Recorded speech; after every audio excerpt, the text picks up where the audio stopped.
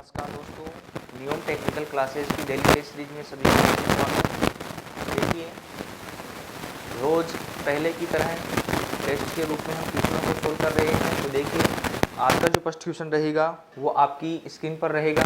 तो देखिए, first question क्या है। एक विद्युत हीटर जो 1 किलोवाट क्षमता का है, जिसके हीटर एलिमेंट का ग्रम प्रतिरोध कितना है, 40 ओम है, और इसके सिरों पर आरोपित वोल्टता का मान बताना है। तो देखिए, यहाँ से क्या है, एक विद्युत हीटर की पावर कितनी है, वाट क्षमता कितनी है, 1 किलोवाट। इसे हम किस प्रकार से लिख सकते हैं, 1000 वाट से भी हम इसे लिख सकते हैं। और इसका जो प्रतिरोध है यानी रेजिस्टेंस है वो कितना है, देखिए 40 कितना है, 40 ओम। तो यहाँ पे वोल्टेज का मान निकालना है। तो वोल्टेज का मान निकालने के लिए देखिए हमें वोल्टेज का मान निकालना है। तो यहाँ से देखिए पावर और रेजिस्टेंस दे रखा हो तो देखिए हमें कौन से फॉर्मूले से निकाल सकते हैं। तो देखिए यहाँ से V बराबर देखिए यहाँ से पहले देखिए P बराबर क्या होता है, P बराबर क्या होता है, V² अपॉन R। क्या होता है, एक फॉर्मूला होता है पावर का, क्या होता है, P बराबर V² R। तो यहाँ से देखिए पावर भी दे रखा है, यहाँ पर रेजिस्टेंस दे रखा है, अपन को क्या निकालना है, वोल्टेज। तो यहाँ से देखिए वोल्टेज निकालिए डायरेक्ट, V² बराबर क्या हो जाएगा, क्रॉस मल्टीप्लाई। तो देखिए पावर इंटू रेजिस्टेंस। तो यहाँ से देखिए वोल्टेज निकालने पर क्या हो जाएगा, इस पर ये क्या हो जाएगा, वर्ग। इसका वर्ग हटाने पर क्या हो जाता है, रूट। इधर क्या लग जाएगा, रूट। तो पावर इंटू रेजिस्टेंस।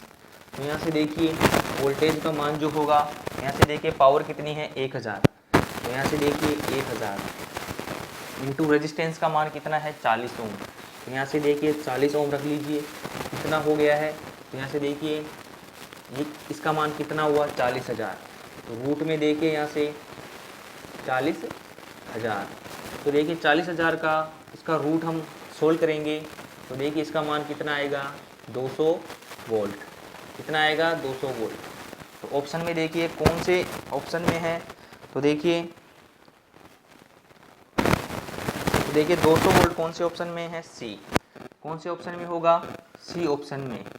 और यहाँ से देखिए हम इसे दूसरी तरह भी सोल्व कर सकते हैं।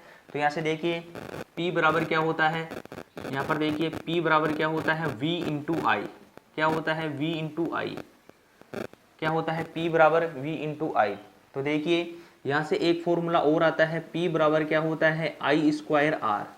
क्या होता है, I² R।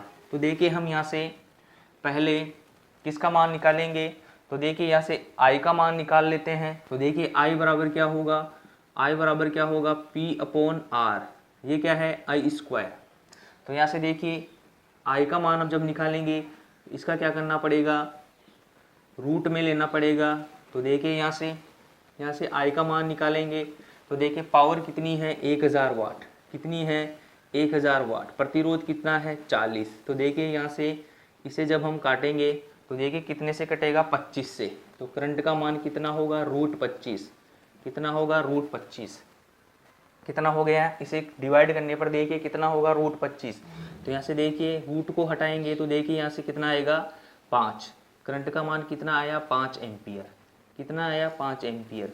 अब यहाँ से देखिए हम वोल्टेज का मान हमें पता है कि वोल्टेज का मान देखिए यहाँ से निकालेंगे तो रेजिस्टेंस का मान हमें पता है। तो देखिए V बराबर क्या होता है, V बराबर क्या होगा, I इंटू R। तो यहाँ से देखिए V बराबर I इंटू R रखने पर देखिए कितना वोल्टेज होगा। तो V बराबर करंट का मान कितना है, 5 एम्पियर, और रेजिस्टेंस का मान कितना है, 40। तो देखिए V बराबर कितना हो जाएगा, जब इन्हें मल्टीप्लाई करेंगे तो कितना आएगा, 200 वोल्ट। तो इस प्रकार से भी हम इन्हें दो तरीके से सोल्व कर सकते हैं। तो इसका जो करेक्ट आंसर होगा वो कौन सा होगा, सी। अच्छे क्वेश्चन हैं, चलते हैं देखिए नेक्स्ट क्वेश्चन पर। नेक्स्ट क्वेश्चन आपकी स्क्रीन पर रहेगा। तो देखिए नेक्स्ट क्वेश्चन को पढ़ते हैं कि दो विद्युत लैंपों में समान वोल्टेज पर कार्य करने के लिए बने हैं, परंतु शक्ति वाट जो है 200 वाट और 100 वाट है। तो इनका प्रतिरोध का R1 व R2 द्वारा प्रदर्शित किया जाए तो बताना है। कि दो इसमें क्या है कि दो विद्युत लैंप है जो क्या है, समान वोल्टेज के हैं, वो समान वोल्टेज पर क्या कर रहे हैं, कार्य कर रहे हैं, परंतु उनकी जो वाट क्षमता है वो कितनी कितनी है, 200 वाट और 100 वाट। तो इनका क्या बताना है, प्रतिरोध का अनुपात बताना है। तो देखिए पहले बल्ब की जो पावर है वो कितनी है, 200 वाट।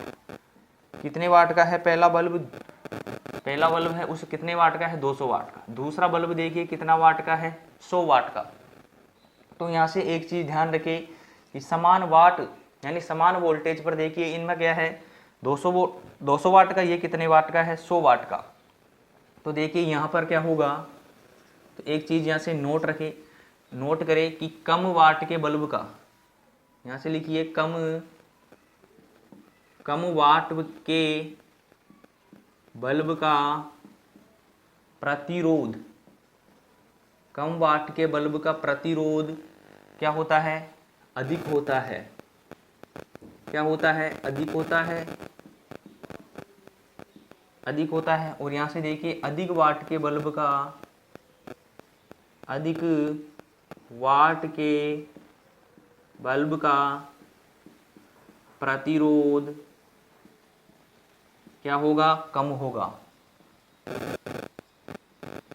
ये बातें आप यहां से ध्यान रखें कि देखिए कम वाट के बल्ब का क्या होगा, प्रतिरोध अधिक होगा, और अधिक वाट के बल्ब का प्रतिरोध क्या होगा, कम होगा। तो यहाँ से देखिए अब यहाँ से पता चल रहा है कौन से बल्ब का प्रतिरोध अधिक होगा। तो देखिए इसका क्या होगा, अधिक प्रतिरोध, और इसका क्या रहेगा, कम प्रतिरोध। तो देखिए ये इसकी तुलना में अधिक वाट का है, 2 गुने वाट का है, तो इसका प्रतिरोध कितना होगा, इसका 2 गुना। क्या होगा, 2 गुना। यानी R2 का जो मान होगा वो क्या रहेगा, R1 का क्या रहेगा, यहां से देखिए R1 का क्या रहेगा, 2 गुना। क्या रहेगा, R1 का 2 गुना। तो ये चीज यहां से ध्यान रखें। और देखिए प्रतिरोध यानी शक्ति और प्रतिरोध का जो संबंध रहता है वो किस प्रकार से रहता है, तो इस प्रकार से। किस प्रकार से रहता है, तो इस प्रकार से। तो यहाँ से देखिए P1 अपॉन P2 बराबर, देखिए यहाँ से क्या हो जाएगा, विलोम है, तो R2 अपॉन R1।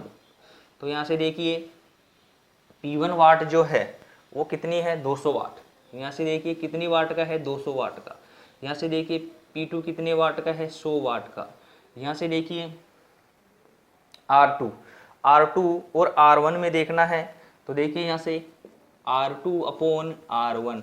तो देखिए इसको डिवाइड करेंगे तो कितनी बार जाएगा, 2 बार। तो देखिए कितनी बार जाएगा, 2 बार। तो यहाँ से देखिए जैसे आगे सोल्व करते हैं तो देखिए कितना आएगा, 2 बराबर R2 अपॉन R1। तो देखिए R2 हम निकालेंगे तो क्या हो जाएगा, R1 जो है ये इससे किससे गुना हो जाएगा, 2 से। तो देखिए R2 बराबर क्या होगा, 2R1। तो देखिए R2 का मान जो होगा, R2 क्या है, R2 क्या रहेगा, R1 का दुगना। R2 क्या रहेगा, R2 का दुगना। तो देखिए कौन से ऑप्शन में है, तो यहाँ से देखिए R2 जो है, R2 का मान जो है वो R1 का कौन से में है, दुगना। तो देखिए कौन से में है, ऑप्शन देखिए, ऑप्शन ए में क्या दिख रहा है कि देखिए ए में क्या हो रहा है, R2 जो है वो 2 गुना है R1 का। तो इसका जो राइट आंसर होगा वो कौन सा होगा, ए। ऑप्शनों को भी अच्छी तरह से देखें और तुलना करें। ऐसे ही क्वेश्चन क्या है एग्जाम में पूछे जाते हैं। अब देखते हैं, चलते हैं नेक्स्ट क्वेश्चन पर। नेक्स्ट क्वेश्चन आपकी स्क्रीन पर होगा। तो देखिए नेक्स्ट क्वेश्चन है कि यदि दो चार्ज पिंडों पर समान हो तो इनके बीच धारा प्रवाह नहीं होगा। ऑप्शन देखिए, विभवांतर, बी है क्षमता, सी है आवेश, उपरोक्त सभी में से कोई नहीं। तो देखिए हमेशा ध्यान रखें कि दो चार्ज पिंडों में क्या होगा, तब क्या होगा कि धारा प्रवाह नहीं होगी। तो ध्यान रखें क्या समान होने पर धारा प्रवाहित नहीं होगा। तो देखिए धारा का प्रवाह नहीं होगा कि ध्यान रखें विभवांतर समान होने पर, क्या यहाँ से ध्यान रखें विभवांतर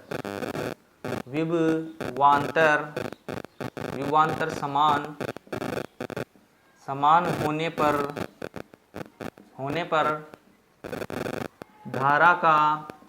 होने पर धारा का प्रवाह नहीं होता है। क्या होता है, विभवांतर समान होने पर धारा का प्रवाह नहीं होता है। तो यहाँ से देखिए जैसे ये कोई लैंप जुड़ा हुआ है, ये क्या है, कोई लैंप है।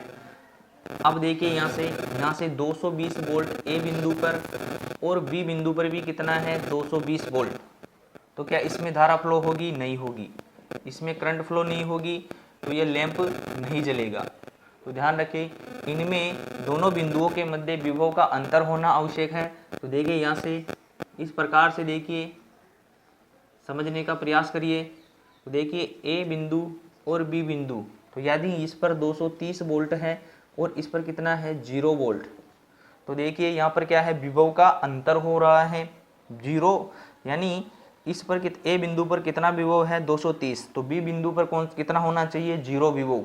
क्यों? क्योंकि यहाँ से रूढ़िवादी तरीके से रेजिस्टेंस में से जब विभव क्रॉस होगा तो इसका क्या होगा वोल्टेज ड्रॉप होगा, और ड्रॉप होने पर बी बिंदु पर क्या हो जाएगा शून्य वोल्टेज प्राप्त होगा। तो इस प्रकार से रहना चाहिए। तो ये क्या है विभव का अंतर, ये क्या है विभवांतर, तो यानी विभवांतर होना आवश्यक है। तो देखिए क्या समान होने पर धारा प्रवाहित नहीं होगी, तो देखिए यहाँ से विभवांतर समान होने पर धारा प्रवाह नहीं होता है। तो ध्यान रखिए इसका जो राइट आंसर होगा वो देखिए कौन से ऑप्शन में है, तो ए इसका क्या रहेगा राइट आंसर। विभवांतर समान होने पर धारा प्रवाहित नहीं होती है। तो ये चीज़ें यहाँ से ध्यान रखें। अब चलते हैं नेक्स्ट क्वेश्चन पर। तो देखिए नेक्स्ट क्वेश्चन आपकी स्क्रीन पर रहेगा।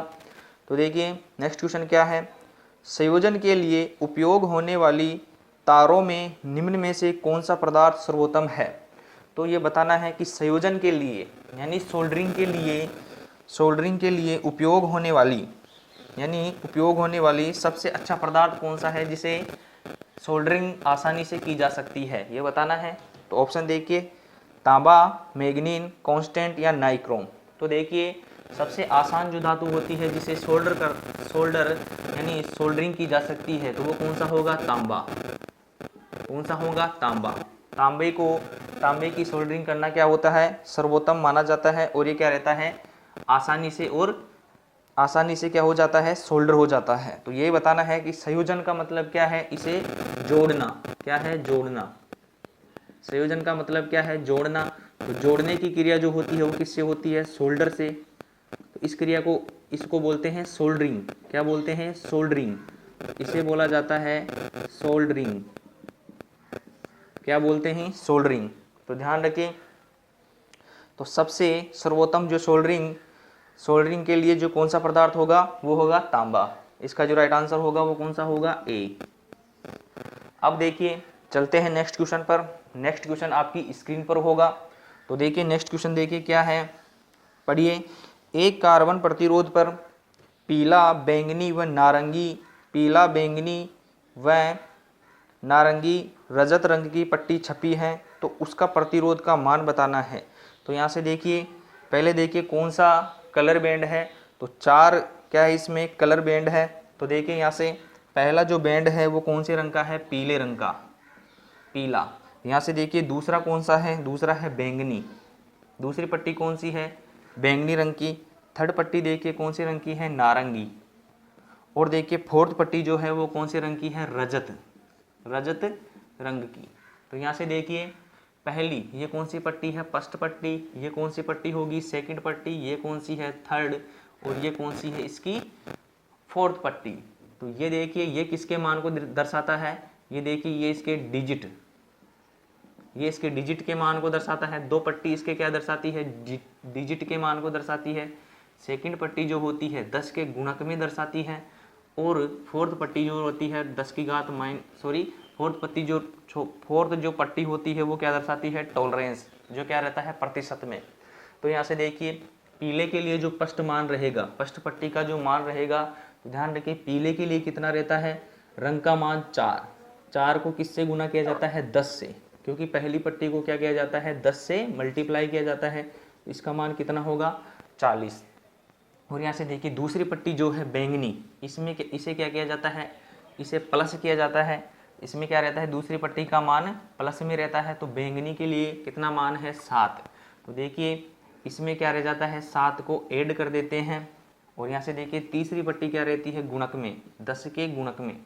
तो देखिए तीसरी पट्टी जो है नारंगी का कितना होता है 10 की घात 3, कितना रहता है 10 की घात क्या रहती है 3। और यहाँ से देखिए प्लस माइनस रजत का मतलब क्या होता है रजत रंग यदि पूछा जाए तो ध्यान रखिए रजत को क्या बोला जाता है चांदी।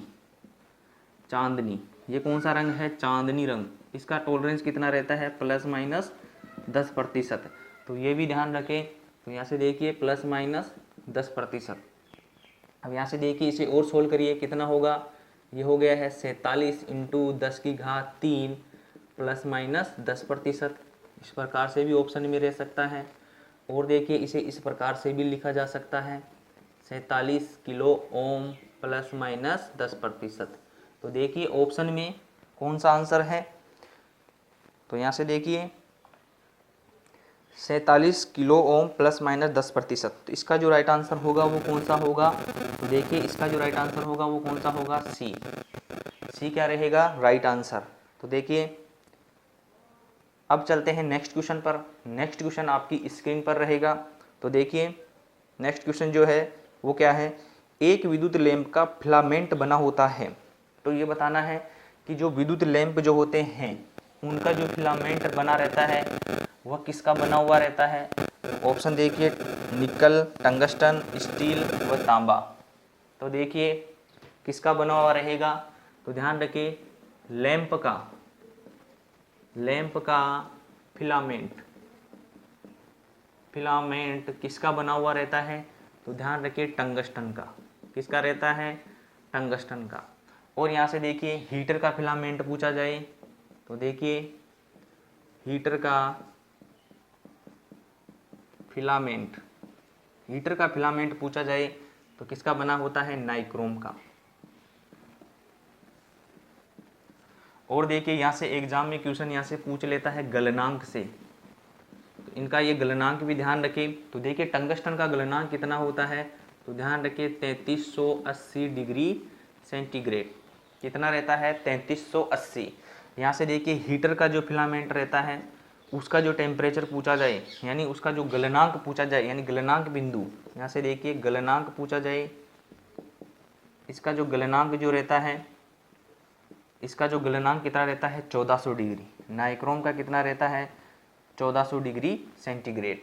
तो ये भी ध्यान रखें। और देखिए यहाँ से एग्जाम में और भी गलनांक से क्वेश्चन पूछते हैं। तो देखिए यहाँ से देखिए यहाँ से पूछा जाए चांदी का गलनांक पूछा जाए तो देखिए कितना होगा? 960 डिग्री सेंटीग्रेड। ये ध्यान रखें। यहाँ से देखिए सोना, यहाँ से पूछा जाए सोना के लिए पूछा जाए तो कितना होता है? 1063 डिग्री सेंटीग्रेड। यहाँ से पूछा जाए तांबा, ध्यान रखें यहाँ से गलनांक पूछा जाए तांबा और एग्जाम में पूछा जाता है तो देखिए 1086 डिग्री सेंटीग्रेड। यहाँ से पूछा जाए एल्युमिनियम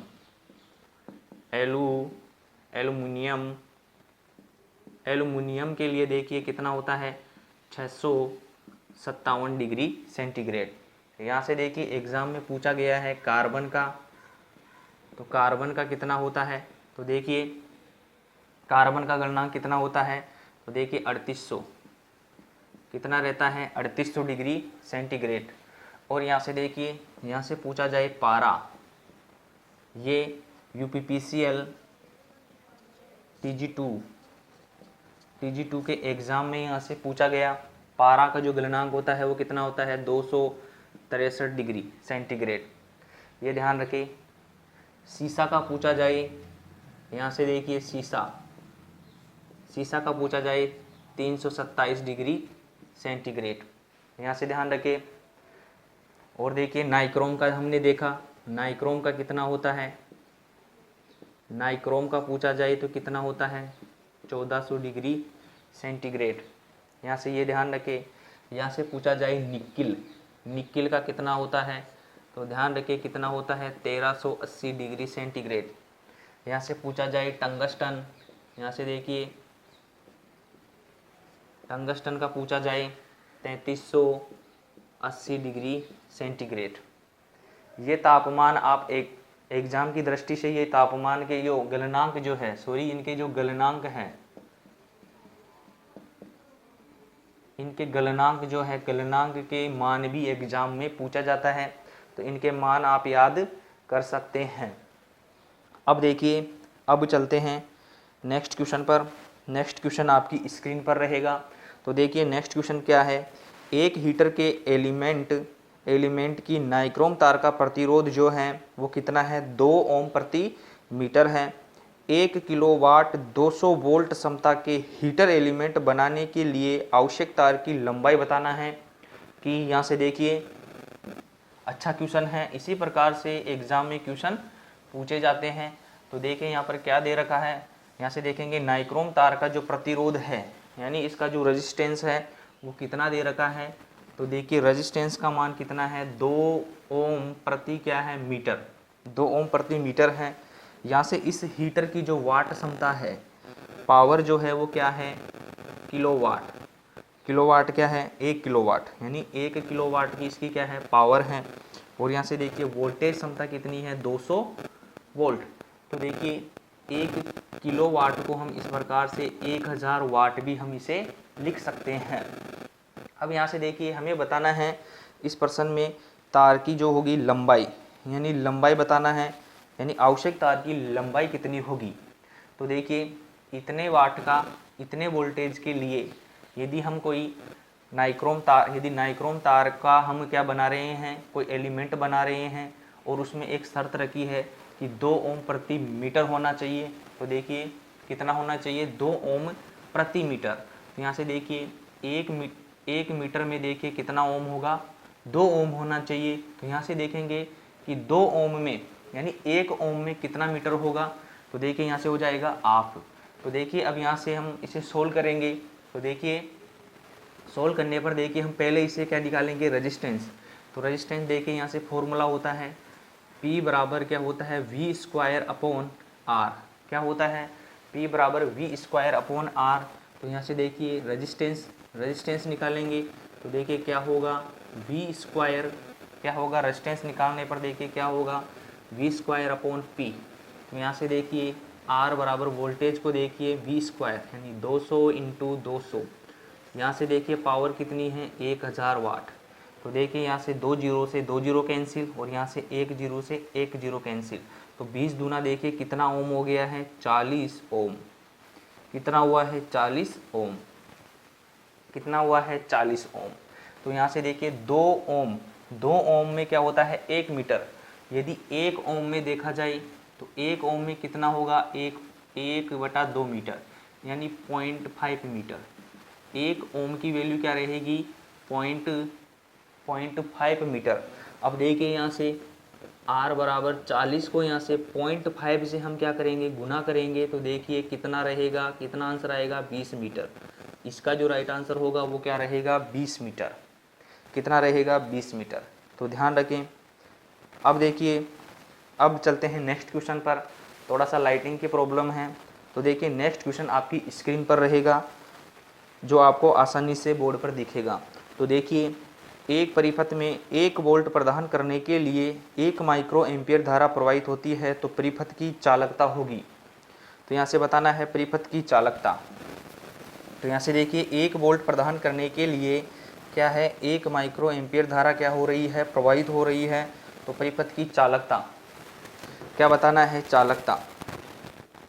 तो देखिए पहले हम चालकता क्या होती है, यहाँ से देखिए चालकता जो रहती है इसे किसे दर्शाया जाता है, G से। ये क्या रहती है, प्रतिरोध का विलोम। तो देखिए यहाँ से पहले हम निकालेंगे प्रतिरोध जो होगा वो देखिए यहाँ से निकालेंगे। प्रतिरोध क्या होता है, R बराबर V अपॉन I। तो यहाँ से देखिए R हम निकालेंगे। तो देखिए वोल्टेज का मान कितना है, 1। यहाँ से देखिए धारा का मान कितना है, 1 × 10⁻⁶ क्या है, माइक्रो को किस प्रकार से लिखा जाता है, 10⁶ के रूप में लिखा जाता है। अब यहाँ से देखिए अब इसे सोल्व करिए। यहाँ से जब इनको सोल्व करेंगे तो देखिए यहाँ से क्या आएगा, 10⁻, ये 6 है, ऊपर जाकर क्या हो जाएंगे, 10⁻6 क्या हो जाएंगे, प्लस में। इसका प्रतिरोध का मान कितना हुआ, 10⁻6 ओम। क्या हुआ, 10⁻6 ओम। अब हमें बताना है चालकता। क्या बतानी है, चालकता। तो चालकता को किससे दर्शाया जाता है, G से। G क्या होता है, प्रतिरोध का विलोम। तो यहाँ से देखिए 1/R की जगह हम 10⁻6 रखेंगे प्लस में। और देखिए यहाँ से ऊपर जाकर क्या हो जाएगा, ये देखिए 10⁻⁻6। इसकी चालकता क्या होगी, देखिए 10⁻⁻6 ओम भी ऊपर जाकर क्या हो जाएगा, मोह, क्या हो जाता है, मोह। इस प्रकार से इसको दर्शाया जाता है। तो देखिए ये क्या हो जाएगा, मोह। तो देखिए कौन से ऑप्शन में है, 10⁻6 मोह। तो यहाँ से देखिए 10⁻- यानी 10⁻⁻6 को क्या बोला जाता है, माइक्रो। तो यहाँ से एक चीज़ और ध्यान रखिए, 10⁻6 को क्या बोलते हैं, माइक्रो। माइक्रो को किस प्रकार से दर्शाया जाता है, म्यू की तरह। तो देखिए ये क्या हो जाएगा, इसके घात क्या हो जाएगी, म्यू, यानी 1 म्यू मोह। ये इसका क्या हो जाएगा, राइट आंसर। तो देखिए कौन से ऑप्शन में है, तो बी। बी क्या रहेगा इसका करेक्ट आंसर। अब चलते हैं नेक्स्ट क्वेश्चन पर। नेक्स्ट क्वेश्चन आपकी स्क्रीन पर रहेगा। तो देखिए नेक्स्ट क्वेश्चन क्या है कि एक समान क्या है, एक समान धातु की 2 पट्टियां हैं। पहली पट्टी कौन सी है, x, और दूसरी पट्टी कौन सी है, y, जो क्या है समान लंबाई की है और समान क्या है, मोटाई की है। x की चौड़ाई y के आधी है। तो यहाँ से देखिए क्या मिल रहा है, x, यहाँ से देखिए x और ये क्या है, y, ये क्या है समान लंबाई के हैं। और यहाँ से देखिए समान लंबाई और इसकी जो मोटाई है, व्यास जो है वो क्या है, इसका समान है। और यहाँ से देखिए x की चौड़ाई y के चौड़ाई की, यानी x की चौड़ाई जो है y के चौड़ाई की क्या है, आधी। तो यहाँ से देखिए ये 1 है तो ये क्या है, 1/2। तो देखिए यहाँ से आधी है तो प्रतिरोधों का अनुपात, यहाँ देखिए ये बताना है x के प्रतिरोध का अनुपात y के समान लंबाई के प्रतिरोध का निम्न होगा। तो देखिए यहाँ से प्रतिरोध और यहाँ से देखिए क्षेत्रफल, ये क्या है, चौड़ाई। चौड़ाई किससे दर्शा रहे हैं, क्षेत्रफल से। तो क्षेत्रफल का विलोम किस प्रकार से रहता है, तो देखिए प्रतिरोध का जो विलोम रहेगा क्षेत्रफल के साथ में क्या क्या रहता है, विलोम अनुपाती। तो यहाँ से देखिए यहाँ से बताना है x अनुपात y क्या होगा। तो देखिए R1/R2। तो यहाँ से देखिए क्या हो जाएगा, A2/A1। तो यहाँ से देखिए R1/R2। तो यहाँ से देखिए इसका जो क्षेत्रफल है x का, वो क्या है, A1 क्या है, हाफ। तो A1 क्या है, 1/2, ये क्या है 1। तो देखिए ऊपर जाकर क्या हो जाएगा, ये R1 बराबर क्या हो जाता है, 2। और यहाँ से देखिए ये क्या है, R2/1। तो देखिए यहाँ से R1 जो होगा वो क्या रहेगा, 1/R2 क्या रहेगा, R2 हो जाएगा 2R। तो इस प्रकार से देखिए, यानी इसका जो R1 जो रहेगा, R1 का मान जो रहेगा वो कितना रहेगा, 2। R2 का मान कितना होगा, 1। तो देखिए इसका जो अनुपात रहेगा, अनुपात x अनुपात y में निकालेंगे तो देखिए क्या हो जाएगा, 2:1। तो देखिए ये कौन सा है, R1, ये कौन सा है, R2। तो देखिए R1 निकालेंगे तो R1 का अनुपात कितना है, 2। यहाँ से देखिए R1 का अनुपात कितना है, 2। और देखिए R2 का मान कितना है, 1। तो देखिए 2:1, यानी 2 अनुपात क्या हो जाएगा, 1। इसका जो राइट आंसर होगा वो कौन सा होगा, बी। कौन से ऑप्शन में है, बी ऑप्शन में। तो इस प्रकार से ऐसे ध्यान रखें। अब देखिए चलते हैं नेक्स्ट क्वेश्चन पर। नेक्स्ट क्वेश्चन आपकी स्क्रीन पर होगा। तो देखिए नेक्स्ट क्वेश्चन क्या है, उसी लंबाई और विशिष्ट प्रतिरोध के साथ किंतु 3% निम्न व्यास पर सामग्री का उपयोग करते हुए विद्युत हीटर के तापक अवयव यानी एलिमेंट को बदल रहे हैं तो तार का बदलने के बाद कार्यकारी तापमान क्या होगा। यदि क्या है, यहाँ से देखिए उसी लंबाई के और विशिष्ट प्रतिरोध के साथ में क्या कर रहे हैं, साथ में 3% यानी क्या कर रहे हैं, निम्न व्यास का कर रहे हैं। यानी जो हीटर एलिमेंट जो है, यानी टोस्टर जो तापक अवयव यानी जो हीटिंग एलिमेंट जो है उनमें क्या हो रहा है, कोई एक वायर है, हीटिंग एलिमेंट है। इस एलिमेंट का क्या है, यहाँ से देखिए समान विशिष्ट प्रतिरोध का बना हुआ है। क्या बना हुआ है, ये समान विशिष्ट प्रतिरोध का बना हुआ है और इसकी क्या है, समान लंबाई। लेकिन क्या कर रहे हैं, इसको चेंज कर इसको क्या कर रहे हैं, इनका एलिमेंट चेंज करके क्या कर रहे हैं, इसे क्या बना रहे हैं, पतला एलिमेंट। यानी उसी विशिष्ट प्रतिरोध का बना हुआ है और समान लंबाई है, लेकिन इसका क्या कर रहे हैं, इसका जो व्यास है वो क्या कर रहे हैं, 3% इसका क्या कर रहे हैं, कम कर रहे हैं, कम कर रहे हैं।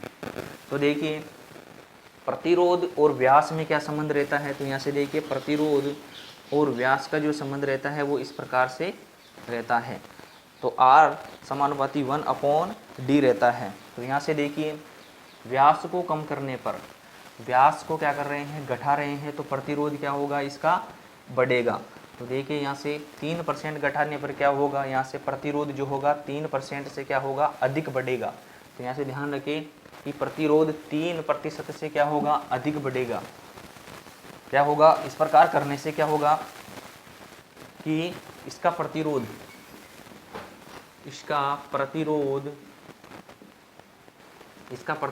3% से भी अधिक होगा। क्या होगा, अधिक होगा। तो ध्यान रखें क्या होगा, इसका प्रतिरोध 3% से भी क्या होगा, अधिक होगा। तो देखिए तापमान करीब 3% घटेगा। तो यहाँ से देखिए तापमान का संबंध बताना है। तो देखिए 3% अधिक होने पर, प्रतिरोध 3% अधिक होने पर, तो देखिए तापमान जो होता है, हीट क्या होती है, I²RT। तो यहाँ से देखिए जब प्रतिरोध बढ़ रहा है, तो यहाँ से देखिए प्रतिरोध क्या हो रहा है, बढ़ रहा है। यहाँ से देखिए R क्या हो रहा है, बढ़ रहा है। तो इसके साथ में देखिए हीट भी क्या होगी, प्रतिरोध के समानुपाती में बढ़ेगी। तो यहाँ पर क्या होगा, 3% से अधिक क्या होगी, हीट उत्पन्न होगी। तो ऑप्शन देखिए तापमान करीब 3% घटेगा, तापमान करीब 3% बढ़ेगा।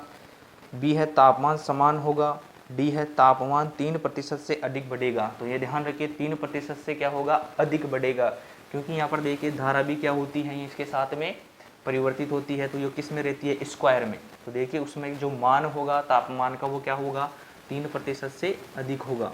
तो इसका जो राइट आंसर होगा वो कौन सा होगा, डी। ध्यान रखिए कौन सा होगा, डी। अब चलते हैं नेक्स्ट क्वेश्चन पर। नेक्स्ट क्वेश्चन आपकी स्क्रीन पर होगा। तो देखिए यहाँ से एक समान लंबाई व समान क्षेत्रफल की एल्युमिनियम की तार को तांबे की तार से तुलना करने पर एल्युमिनियम तार का प्रतिरोध होगा। तो यहाँ से देखिए क्या होगा, तांबे का जो तार है उसकी तुलना कर रहे हैं प्रतिरोध के एल्युमिनियम के तार से। तो देखिए यहाँ से तांबे का जो तार का जो प्रतिरोध रहता है वो एल्युमिनियम से क्या रहता है, कम रहता है। एल्युमिनियम से क्या रहता है, प्रतिरोध, इसका प्रतिरोध क्या रहता है, तांबे का प्रतिरोध एल्युमिनियम से क्या रहता है, कम, और एल्युमिनियम का प्रतिरोध तांबे से क्या रहता है, अधिक। तो देखिए समान लंबाई व समान क्षेत्रफल की एल्युमिनियम तार को तांबे की तार से तुलना करने पर एल्युमिनियम तार का प्रतिरोध क्या होगा, इससे तुलना करने पर क्या होगा, तांबे से तुलना करने पर एल्युमिनियम का प्रतिरोध क्या होगा, अधिक होगा। ये चीज़ आप यहाँ से ध्यान रखें। अब देखिए चलते हैं नेक्स्ट क्वेश्चन पर। नेक्स्ट क्वेश्चन आपकी स्क्रीन पर होगा।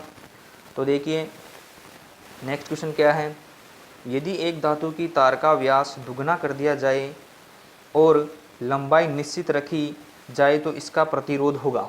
तो यहाँ से देखिए बताना है कि क्या कर दिया गया है, व्यास को दुगना, तो प्रतिरोध बताना है। तो देखिए प्रतिरोध और व्यास में क्या संबंध रहता है, स्क्वायर में। क्या रहता है, स्क्वायर में। तो यहाँ से देखिए R समानुपाती व्यास को क्या कर दिया गया है, दुगना। तो यहाँ से D की जगह क्या रखेंगे, 2, और उसका क्या करेंगे, वर्ग।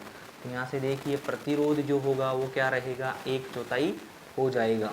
इसे सोल्व करेंगे तो देखिए यहाँ से क्या हो जाता है, प्रतिरोध 1/4 होगा। तो 1/4 देखिए कौन से ऑप्शन में है, तो बी ऑप्शन में 1/4 हो जाएगा। तो इसका जो राइट आंसर होगा वो कौन सा होगा, बी। अब चलते हैं नेक्स्ट क्वेश्चन पर। नेक्स्ट क्वेश्चन आपकी स्क्रीन पर है। यहाँ से देखिए ओम के नियम के अनुसार कौन सा फॉर्मूला होगा। ऑप्शन देखिए V समानुपाती I, I समानुपाती V, या V समानुपाती I² या V समानुपाती R²। तो यहाँ से देखिए ओम के नियम से हमने क्या किया, 2 फॉर्मूले तैयार करे। V समानुपाती I, एक होता है I समानुपाती V। तो यहाँ से ध्यान रखें कि जो सर्वमान्य जो नियम है, ओम का जो सर्वमान्य जो नियम है वो कौन सा है, I समानुपाती V, ये कौन सा होता है? सर्वमान्य नियम, यूनिवर्सल जो नियम है ओम का वो कौन सा है? I समानुपाती V। इसका जो करेक्ट आंसर जो होगा वो कौन सा होगा? बी।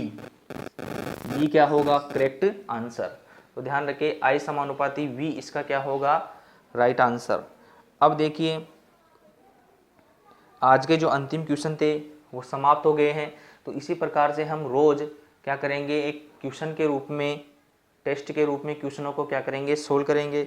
यदि आपको ये क्वेश्चन पसंद आया है और ये वीडियो आपको, यदि ये क्वेश्चन अच्छे हैं और ये वीडियो आपको यदि पसंद आया है तो वीडियो को लाइक ज़रूर करें और चैनल को अपने दोस्तों के साथ शेयर भी करें। और यदि आप इस चैनल पर नए हैं तो चैनल को सब्सक्राइब जरूर करें। धन्यवाद। जय हिंद, जय भारत।